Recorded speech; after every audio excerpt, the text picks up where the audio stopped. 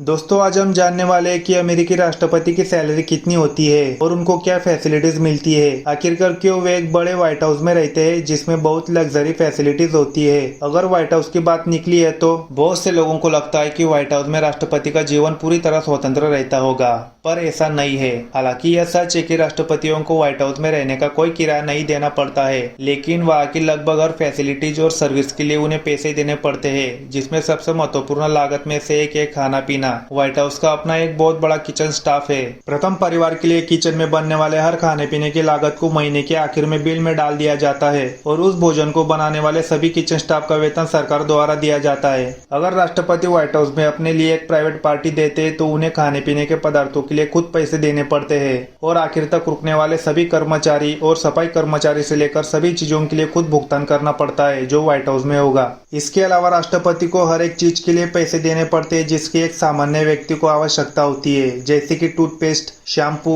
एक छोटी American flag pin, Netflix subscription अगर वो लेना चाहे तो, और प्रेसिडेंट के कपड़े जो काफी महंगे होते हैं, और स्पेशली फर्स्ट लेडी जिसको आमतौर पर अलग अलग महंगे डिजाइनर आउटफिट पहनने की उम्मीद की जाती है जो प्रेसिडेंट के साथ अच्छे से दिख सके। अब बात करते हैं यूएस प्रेसिडेंट की सैलरी कितनी होती है। यूएस प्रेसिडेंट की सैलरी कांग्रेस द्वारा निर्धारित की गई है और कांग्रेस ने उस सैलरी को 6 गुना बढ़ाने के लिए मतदान किया है, लेकिन इसकी एक शर्त है कि संविधान के अनुच्छेद 2 धारा 1 खंड 7 के अनुसार कांग्रेस राष्ट्रपति की सैलरी को वर्तमान कार्यकाल के लिए सिर्फ भविष्य की शर्तों के लिए नहीं बढ़ा सकती।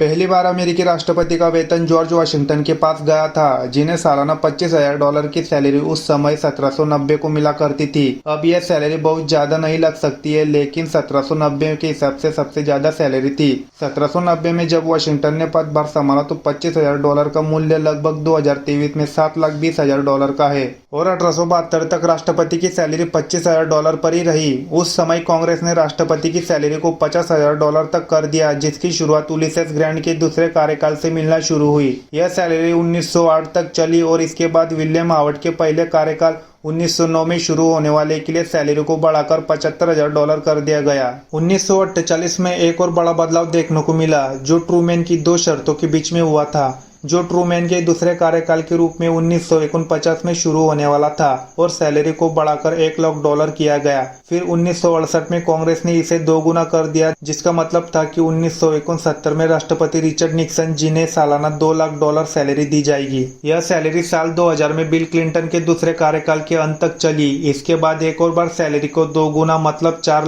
लाख कर दिया, जो 2023 में भी $4 लाख पर ही अटकी है। और अभी के यूएस प्रेसिडेंट जो बाइडेन को भी प्रति सालाना $4 लाख की सैलरी मिलती है। 4 लाख की सैलरी में कुछ एक्स्ट्रा फैसिलिटी जोड़े, जैसे 50,000 पर्सनल खर्च करने के लिए, 1 लाख तक नॉन ट्रेवल टैक्सेबल अकाउंट और $19,000 तक का एंटरटेनमेंट अकाउंट। इसके अलावा private jet, private helicopter, secret services, nuclear password जैसे बहुत चीजें संभालनी पड़ती है। देखा जाए तो यूएस राष्ट्रपति बनना वास्तव में एक बहुत जिम्मेदारी का काम है।